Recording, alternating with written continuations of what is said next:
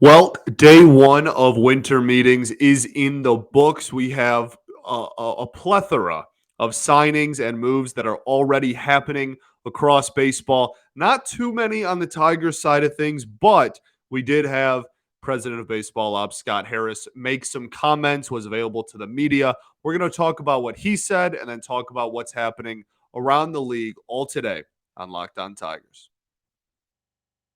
You are Locked On Tigers, your daily Detroit Tigers podcast. Part of the Locked On Podcast Network, your team every day.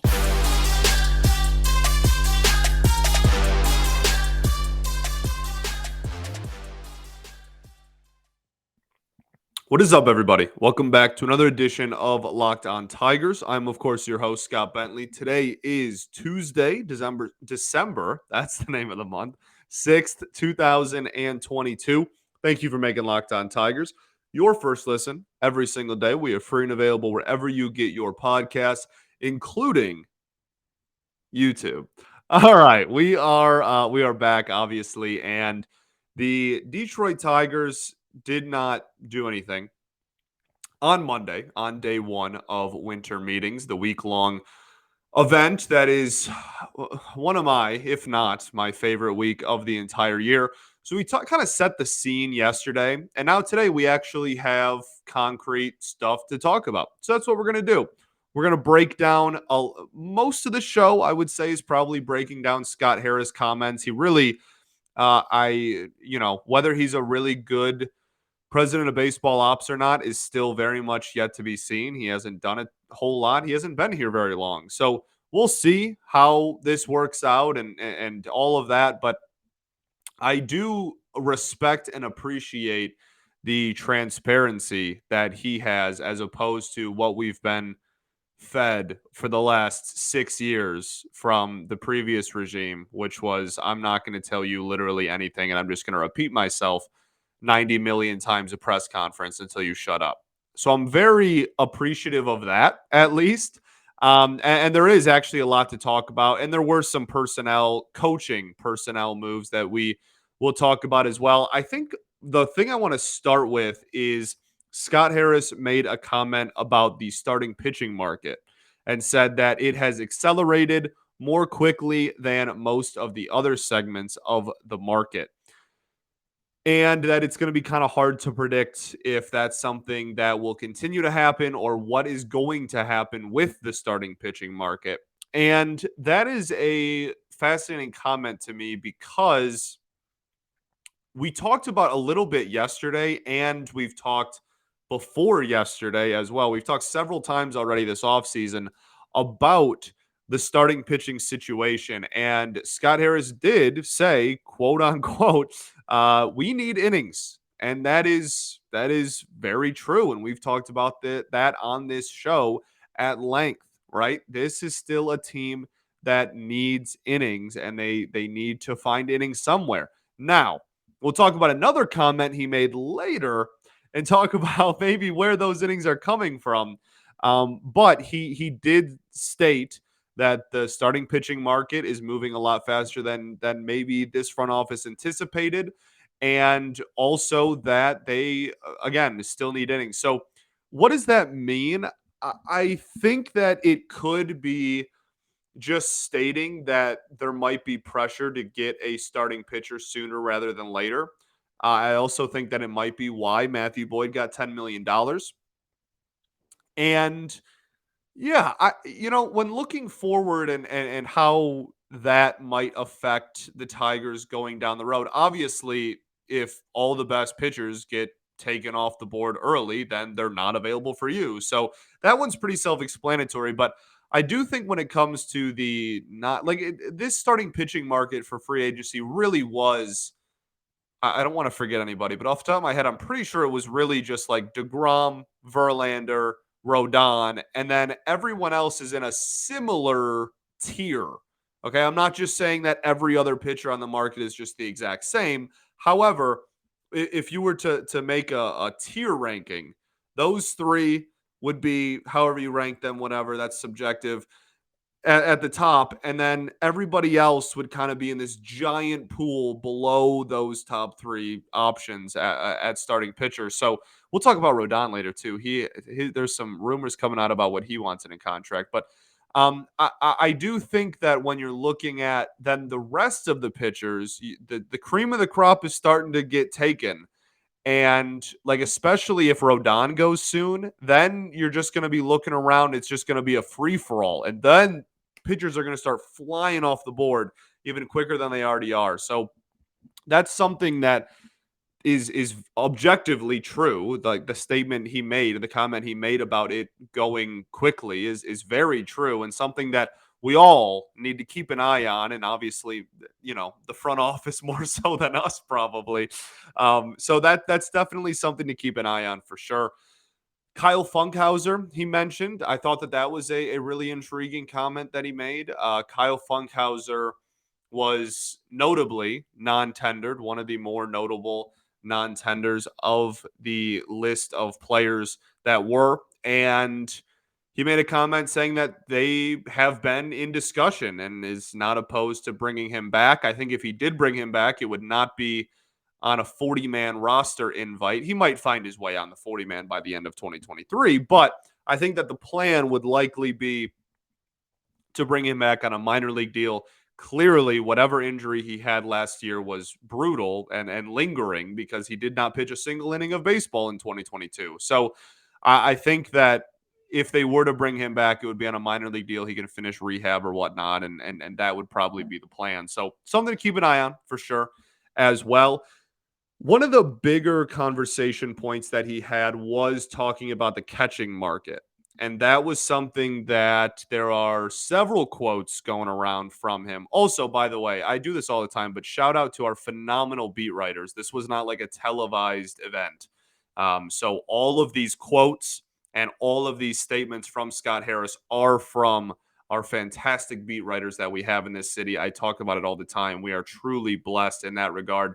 A lot of stuff from Cody Stavenhagen, a lot of stuff from Jason Beck, a lot of stuff from Evan Petzold, the dog, McCoskey, right? Like Evan Woodbury, like they're all of them just do fantastic work. So those are five very talented gentlemen, and we are very blessed that they provide us a lot of info. I'm pretty sure, I don't know the status of all five of them, but I'm pretty sure Stavenhagen and Petzold are there at least. I don't know the status of the other three, but I'm pretty sure they posted pictures, and they were actually, Stavenhagen's caption was kind of funny. Anyway, back to the thing on hand. I just want to make sure that it's very clear, like, where I'm getting these quotes from, and give them their respect because they do a phenomenal job.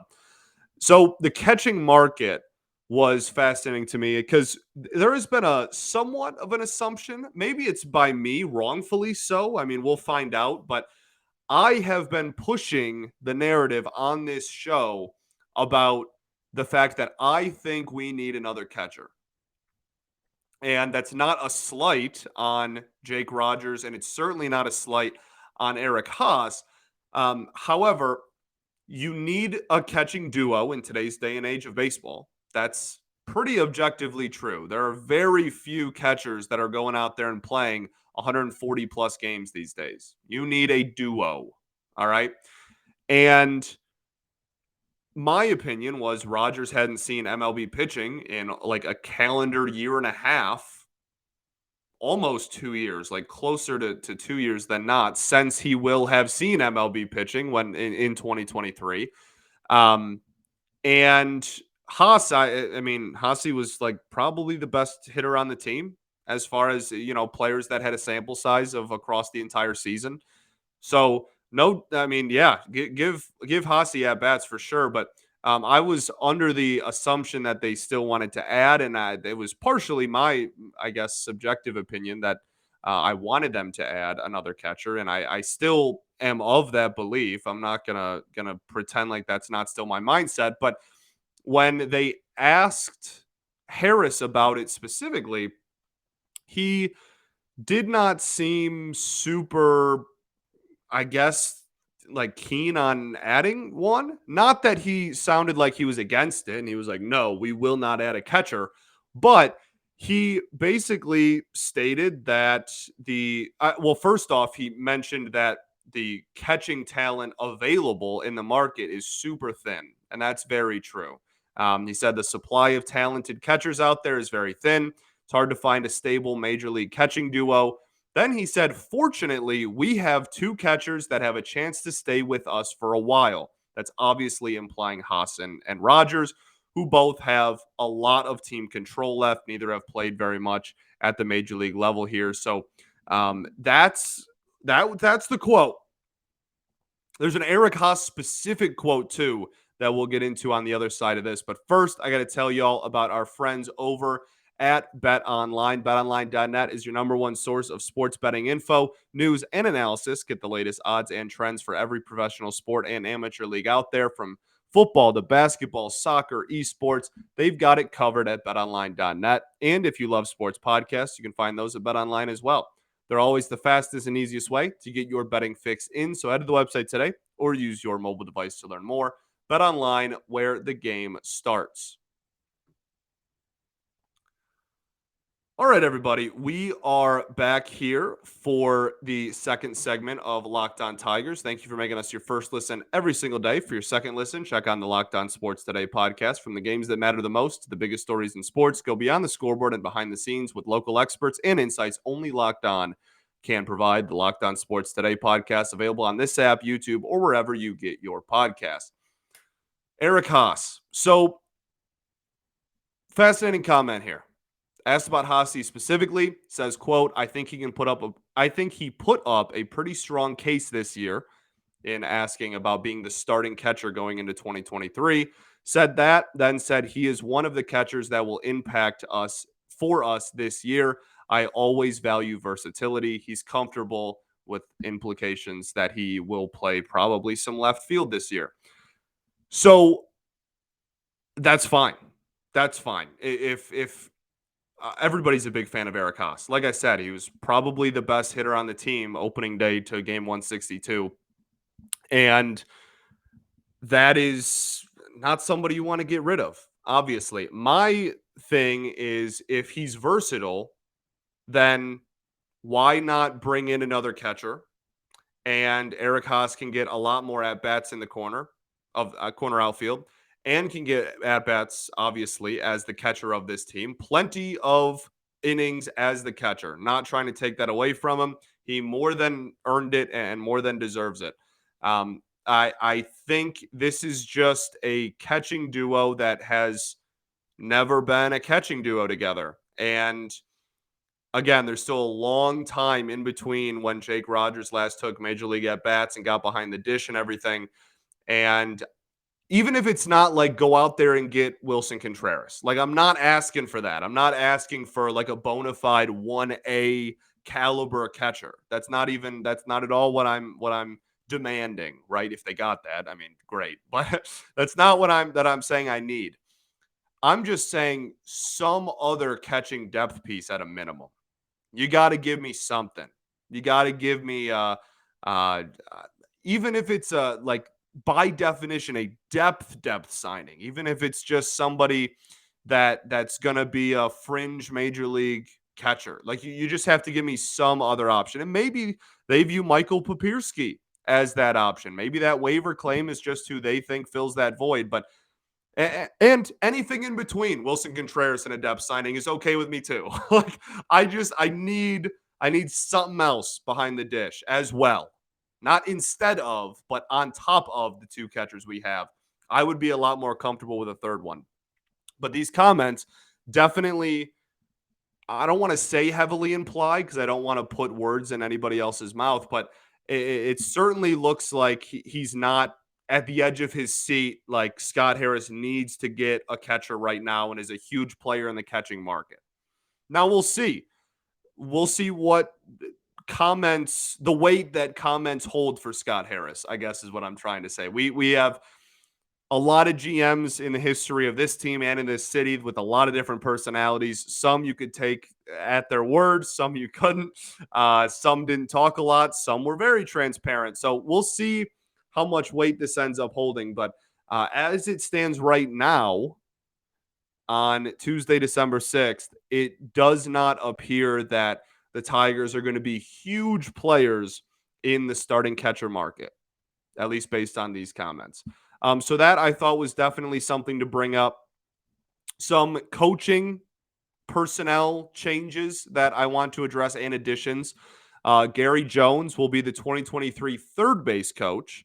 He was the first base coach in 2022. So moving across the diamond, Gary Jones, great coach, very highly respected in that dugout. Players love him. Fine with him sticking around. Nelson Perez is the new strength and conditioning coach. He previously worked with the Cleveland Guardians. Shane Wallen is the new performance coach, and he has experience with the Cubbies and has experience with the San Francisco 49ers. So I'm pretty, intrigued by that, to say the least. So there you go. Just a few coaching changes really quickly that I feel the need to address because I want to keep you up to date on everything going around this organization. Another fascinating comment. This is probably the most fascinating one of the entire, I don't know if it was really a press conference, but this was probably the most fascinating thing that came out of the comments that he made. He made it clear that they want to invest in young players. The quote is, earmark at bats and innings for our young players. One of the most valuable resources this organization has is opportunity at the major league level. Wow. Right. So when we talk about the stopgap signings that we have become so accustomed to, and that I have said this offseason that I'm tired of and done with, that sounds like those might be a thing of the past. Not every situation is unique, and we shouldn't just be like, oh, well, we're not going to sign any 1-year deals. We've already done one this offseason. So like it certainly doesn't just mean we're done with 1-year deals and whatnot. But I do think that this somewhat implies that if they have the choice between a young player that they are going and whatever, an outside talent, that they're going to at least a lot more heavily consider the young player than maybe teams of Tigers past. And at the end of the day, he keeps reiterating that he just wants to make the team better. And that's obviously great and fine and dandy. We've been hearing that for a long time. We need to actually see it. I'm totally with y'all on that.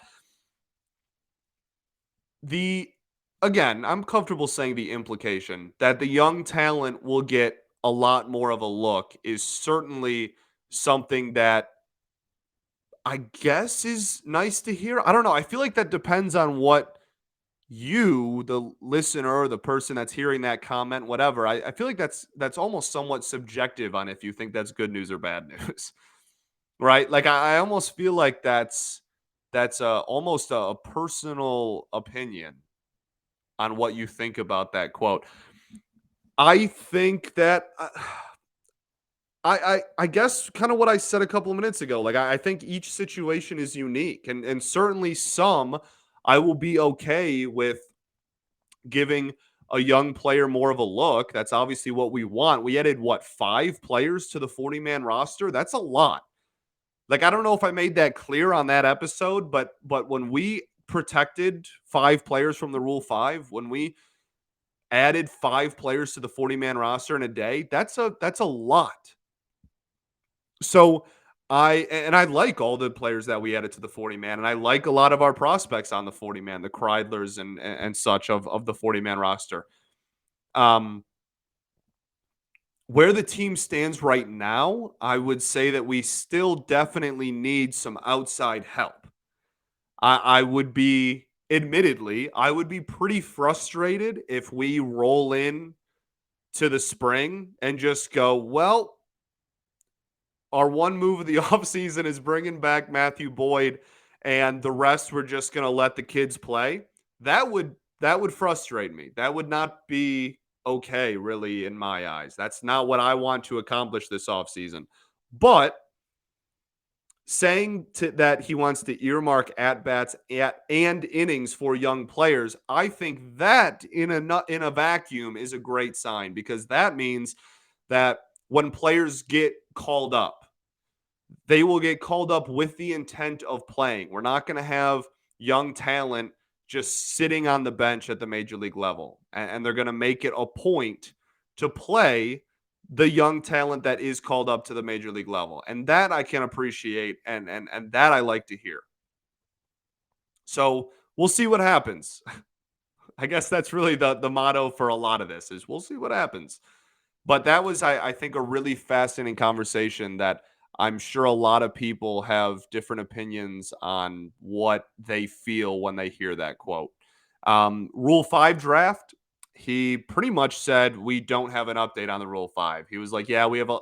He's like, yeah, I've been really busy, was kind of the card he played, which is probably fair. But Scott Harris essentially said, we don't have a stance on. He's like, I don't even know if I'm taking someone in the Rule 5 draft yet, was basically what he said. That's Wednesday, by the way. Stated that they haven't had time to go down that road yet, and obviously they will do their homework and whatnot. I have faith in that. But so no update there. Another thing I thought was interesting, Brennan White comments, one of the newer additions to the 40-man roster, probably the biggest surprise addition, I think that's fair to say, of the 40-man roster. Basically said he really liked his fastball that misses bats at the top of the zone, but really reiterated that Brennan White pounds the strike zone. We talked about that on this show when he was added. He doesn't walk very many batters, and that's something that Scott Harris is very keen on and very fond of, players that do that. And yeah, he basically said we might see him sooner than people expect, sooner rather than later. So definitely interesting there. I think that's it. Yeah, I think that's it for all the Scott Harris comments. Boom, got through everything. Still got a whole segment to talk about the rest of the league. That's exactly what I wanted, and we will do that right after this.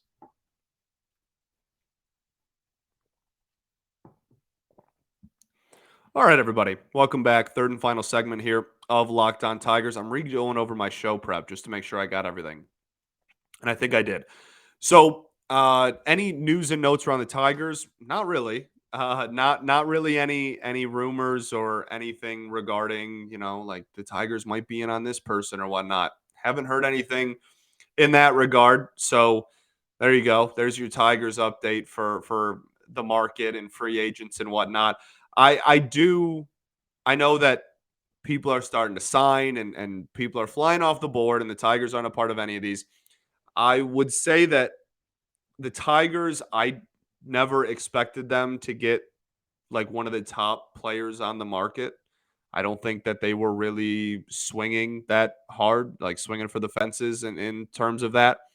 But I will say that there is still a lot of talent out there that would make this team much better very quickly. This team still has a lot of holes as well. And I don't think that they're just going to go, well, we're not going to fill any of the holes and just let all of the youngsters play. I don't think it's going to be that black and white. I think they will bring in talent, but also will, again, judge each situation individually and uniquely and decide what they want to do from there with certain individual players that are younger and that younger and young that are I don't know why that sounds so weird. Yeah. And I don't know why that sounded weird coming out of my mouth, but I think you get what I'm trying to say. Like they will certainly do their homework and they will make additions to this roster. It just might not be the bright and flashy signings that people want because it's been so long since we've had any of them. And I am totally with you. I feel the same way, but I never expected that. And I don't think that we really should expect that going forward. The bright, flashy, huge names coming here. The bright, flashy, huge names did, however, start signing. And Justin Verlander, former Detroit Tiger, look, I made it pretty clear several times throughout this offseason that he wasn't coming back this year. Like that was just never going to happen. Ridiculous money, eh? Crazy money. Crazy money. Holy cow. He got a 2-year deal, $43 million a year. AAV of 43 mil, like $86 million over 2 years. And then he has a vesting option the third year. So if you're not familiar, a vesting option, there's like club options, which is the club decides if they want to exercise it. There's player options, which is the player There's mutual options, which is both have to agree on coming back or else they don't. And then there is the vesting option. Vesting option is you have to hit a certain criteria, I guess is the word. In order, you have to reach certain marks in order for that option to be activated. So for Verlander, the vesting option is hindering on how many innings he pitches in year 2 of this contract. Year 1 will be 2023, year 2 will be 2024. And I think Morosi said if it was 140 innings pitched for him. So if Verlander pitches 140 innings in 2024, then he will be back on the Mets in 2025. And that year, I'm pretty sure it was $35 million. Buckle up because as a Tigers fan, your media intake is going to be a living heck because for the next 2 years, you are never going to stop seeing, oh my goodness, look, Verlander and Scherzer are reunited. Here's pictures of them in Tigers uniforms when they were younger and still really good. And now they're in their 40s and they're still really good. You're not going to be able to escape it. It's been less than 24 hours since he's been a Met. And I've already seen exactly 9,362 tweets about, I've been keeping track, about how they used to be Tigers teammates together. And half of those had pictures of them in Tigers uniforms. So, as you can tell, I'm not mad about it, but I hope that you aren't either. Okay?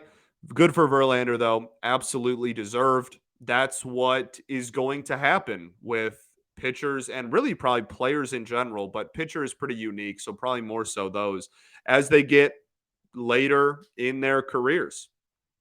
You didn't really see too many 40-year-olds that were free agents after a Cy Young season in baseball history. That's not a very common occurrence. And so I think when you have the talents of Scherzer and Verlander this late in their careers, still putting up the numbers that they're putting up, I think you're going to see a lot more of this going forward. Just like insane AAV, but for only a year or 2 or 3. So props to Verlander. Hats off. If he's still really good by the end of the contract, then we'll see where the Tigers are at 2 or 3 years from now. I know everybody wants the reunion. I don't think that it's out of the question. My thing is, I think Verlander's a freak, and I think he's going to pitch until he's like 47 years old. And if his production maybe starts declining at 45 and the Tigers are on the way up and Verlander only truly, like for real, only has a year or 2 left, then maybe he can end his career with the Tigers. But it's not, it was never going to happen this offseason. And it's not happening anytime soon. And if he's still really good, like an all-star caliber pitcher by the end of the current Mets deal, then it's not going to happen then either. Okay. Hate to be blunt about it, but like that's just the reality of the situation. Okay. What else? Trey Turner. I actually really like this deal for the Phillies. I know it's a lot of years. 11 years is really scary. That's a long commitment. But Trey Turner is one of the better shortstops in the game of baseball. And to get him for, I look more at the AAV, to get him from less than $30 million a year in today's day and age is, I think, a phenomenal get. The no trade clause doesn't matter. You have so much money tied up. There was really no situation where you ever would have traded him. So that didn't matter to me. I really do like that. And this is Dombrowski again, and he spends money.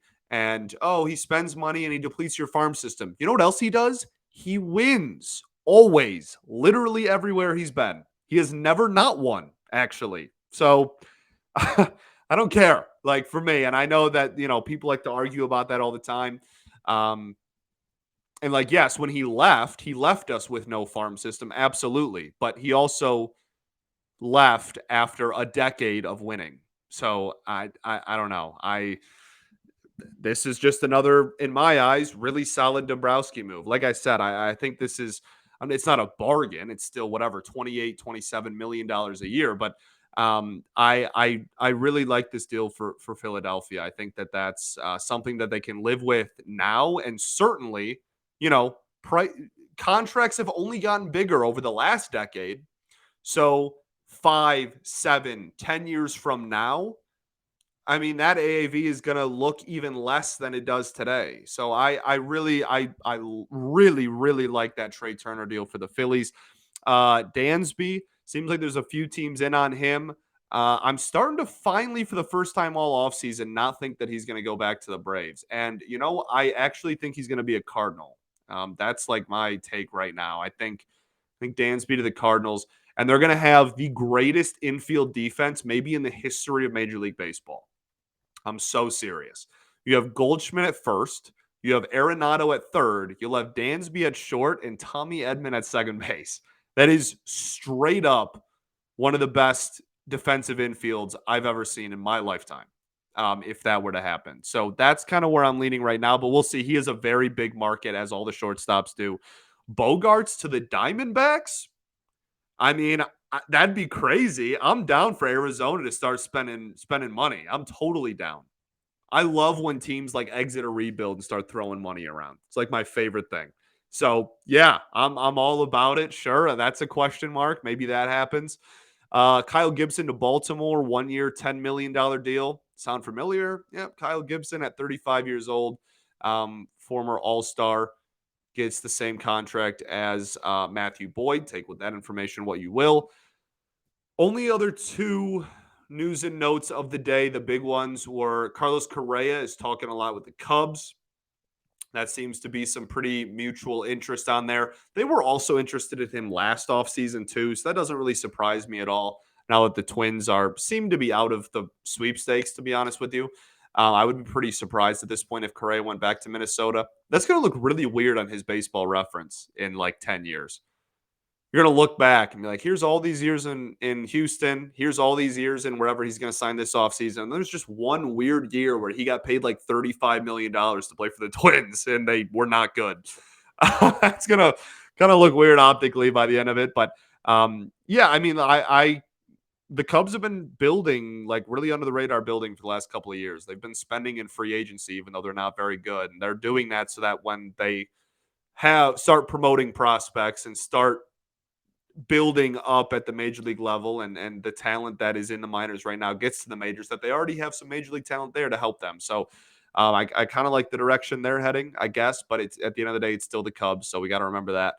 The only other one was Carlos Rodon. Apparently, this is via MLB Trade Rumors, who, shout out MLB Trade Rumors, went from just like a rumors website back in the day, and now it's like a reputable source that like beat writers like source. So like that's a super cool career arc, and yeah, that very impressive by the person behind MLB Trade Rumors to do that. But Carlos Rodon apparently is asking for 6 years.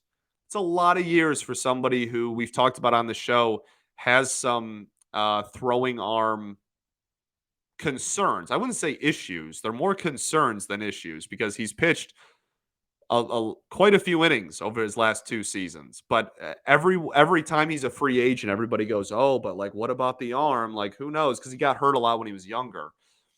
And so I understand it from his perspective. You want to lock up long term because every front office is like, I don't know. So like makes sense for him. I don't know if a team's going to bite on it, but I also think the AAV obviously matters. But 6 years, 6 years for Carlos Rodon. The Tigers, that'd be cool. I'm down. I'm down for the Tigers to get literally anybody we've talked about on this episode because we need it. We need it. Like I said, still a lot of holes on this team.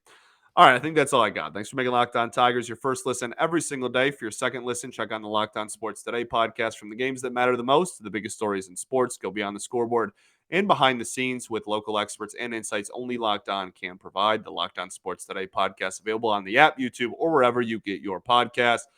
Final thoughts. Moves will be made. I promise. I know we're all impatient. I am too, but we'll see what happens.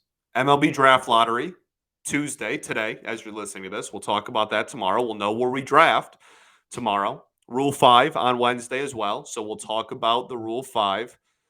Yeah, that'll probably be tomorrow's show right there. Any other moves that are made, we'll talk about for sure. And then we'll talk about the Rule 5, and then we'll talk about the draft lottery. And yeah, that'll probably be tomorrow's show.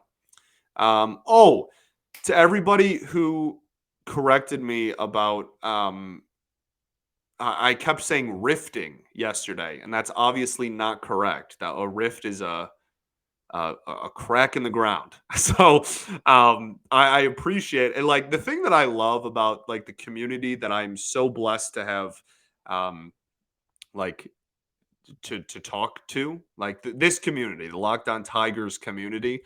The thing that's so cool about it is like y'all are just like so nice. And so like I screw up and instead of the usual stuff that I get like super bad anxiety about, like, oh, like you're stupid, like this is how it's supposed to be. Like every single person that pointed it out was beyond nice, like so nice. And you have no idea how much I appreciate and respect and really appreciate is the word like that because um I have very, very, very bad struggles with anxiety. And so the knowing that I can make a mistake and I'm not gonna wake up to 90 people, calling for my head and telling me how dumb I am is very appreciated. So I greatly appreciate this community, each and every one of y'all. I love dearly, and I'll say it again. Very appreciative of, for real. You have no idea how much um, this job and this community mean to me. So appreciate each and every one of y'all. We'll be back tomorrow. Another day of winter meetings, baby. I'm pumped. I'm so pumped. I know we haven't done anything, but like it's been 3 years since we've been able to have like a real winter meetings. I'm so happy we're back. Peace and love. Going to therapy's dope. And I'll catch y'all tomorrow, baby. Go Tigers.